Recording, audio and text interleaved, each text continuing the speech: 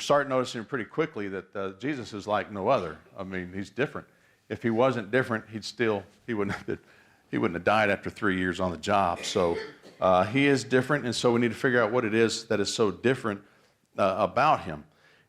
We've always known him as the Son of God. That's kind of how we grew up, and we just kind of take that for granted sometimes. But we're trying to figure out what kind of God are we talking about, really.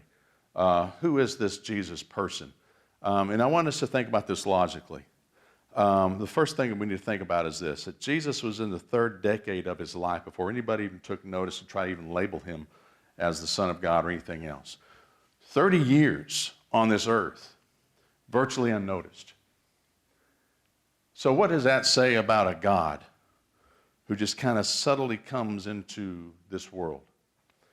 And more importantly to me, what does it say about the state of the church who praises God or whatever, but never even knew that God was among them? And what our tendency might be also as a people of God, as church, that we might not be able to recognize God if God was around us as well. So our mission for this series is really to try to understand what kind of God that we're dealing with. And we're going to do that by looking at the teachings and life, the attitude and actions of Jesus. So far we've asked questions. We asked the question of who is this Jesus, that he's so simple to understand that those outside the faith knew who he was even before those inside the faith, as we looked at the Christmas stories of wise men, even shepherds for that matter. We asked the question of who is this Jesus who carried so many names, so many labels, played so many roles to so many different people, not just to those in the church, but all people in all categories of life, that he was there for people. Who is this guy? Who is this Jesus who came to his own people? Yet the people did not even understand him or even know who he was or didn't recognize him, and even felt threatened that he was there because he crossed a line that the church put in the sand in order to reach out to people who were neglected. So today is another question. This question is, who is Jesus? That he made examples out of the most unassuming people in the world. People who church leaders silenced. And then here's Jesus making good examples out of them. One thing we need to make clear is that Jesus made a name for himself not because he was the Messiah. He made a name for himself simply for making things right for all people. Our text is from the Gospel of Matthew. It's the 10th chapter. So Jesus is on his way to Jerusalem.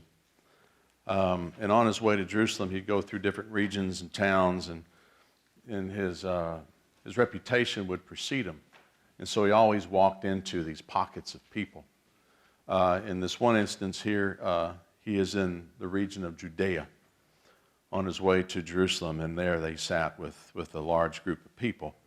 And there's even Pharisees that were in the midst of them. And necessarily, Pharisees always gets a bad name, but this isn't necessarily one of those times.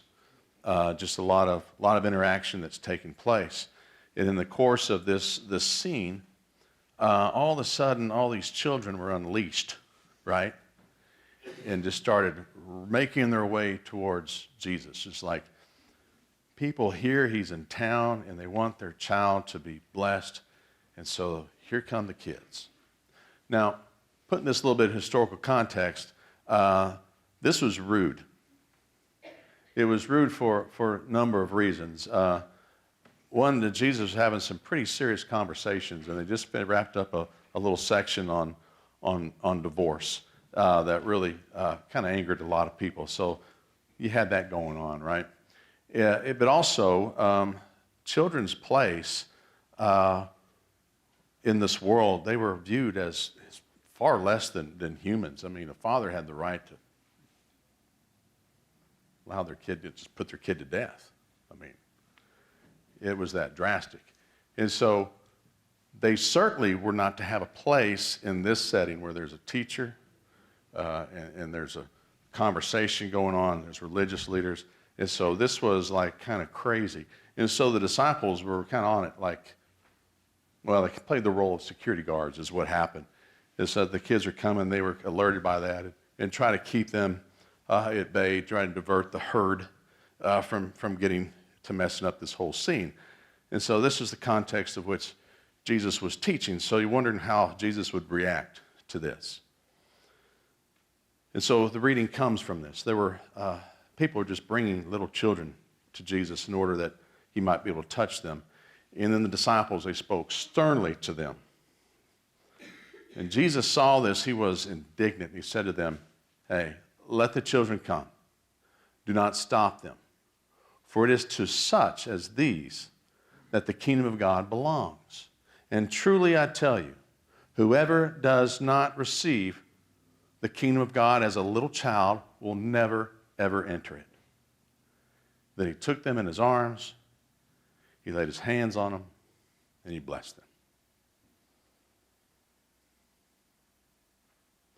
I was told that this was proof that Jesus never had children.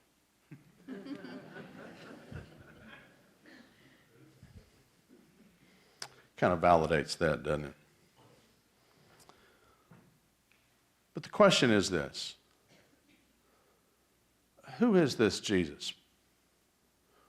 Where he takes the weakest, the most dependent, the most vulnerable, the most insignificant people, as far as their rights, their credibility, their influence in society is concerned. And then he tells the crowd, which included religious teachers of his time, that by welcoming and in celebrating their presence in their life and modeling their enthusiasm and their faith, that they will enter God's kingdom. Who says that? And what kind of message is Jesus trying to say to the people around them through these actions? Especially to a group of people who have a tendency to not invest in the weak and the vulnerable. Not to try to sit and to converse with folks, not to try to understand a little bit about where their life is, and certainly not to empower them to become children of God. And this wasn't the only time that Jesus caught people's attention by being a positive example of faith out of people who were overlooked, underappreciated, or even shunned by the community and the church. Remember how Jesus was brought into ministry?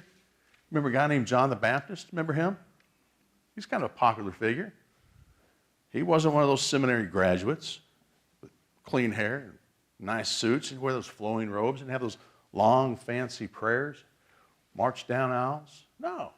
He was more like one of those, creepy uncles that we have at those family reunions that our parents say, stay away from that guy, right? But not only was this the one who brought in Jesus into ministry, but he's also the same guy who baptized him. Who does that? Think about that. Jesus even reached out to a Roman soldier, and the Romans were the sworn enemy of Israel. They hated him. But here was this centurion right there who had given his allegiance to Caesar as a god and all the other Roman gods that followed. Yet he came to Jesus, and Jesus welcomed him. And not only did he welcome him, but he applauded the man's faith for doing the unthinkable, and that was to bring his servant to be healed. Servants were not human beings. They're like a vacuum cleaner. Once it stops working, you just throw it in the dumpster. You go get you another one.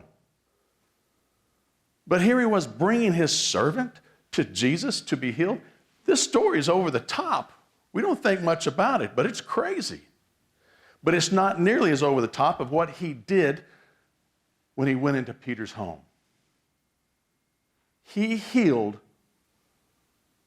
a mother-in-law.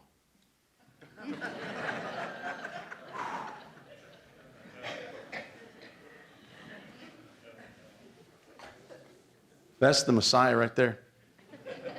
See, I can say this freely. Brenda's working. And maybe this gets out. Deny, deny, deny. There's more. Not about that. But Jesus welcomed those who the church kicked out. He healed And he restored them back into the life of the community, back into the life of faith, right? He welcomed those on the other side of the tracks. Those who were possessed with demons, who walked in graveyards, and even he dealt with the swine, and those things were just forbidden by the church. He got a tax collector to be his followers. Tax collectors were traitors of the faith. But not only did he open his life to him, but he says, I want you to follow me. Who does that? He welcomed a Gentile woman whose daughter was possessed by demons. Some of us know what that's like. But they were not a part of the faith. Yet he healed her. And he said to her, woman, great is your faith. What? They're not even a Jew. And so let it be done to you as you wish. And the daughter was healed instantly. Who does that? Jesus was even dining with religious leaders outside when this prostitute came in and kneeled down and washed Jesus' feet with their tears of regret and pain, and then dried them with her hair. Who does that? She's a whore. Who does that?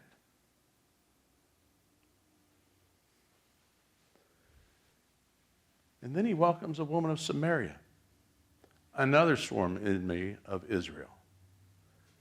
And then he offers her a new life when the old one left her alone and empty and afraid.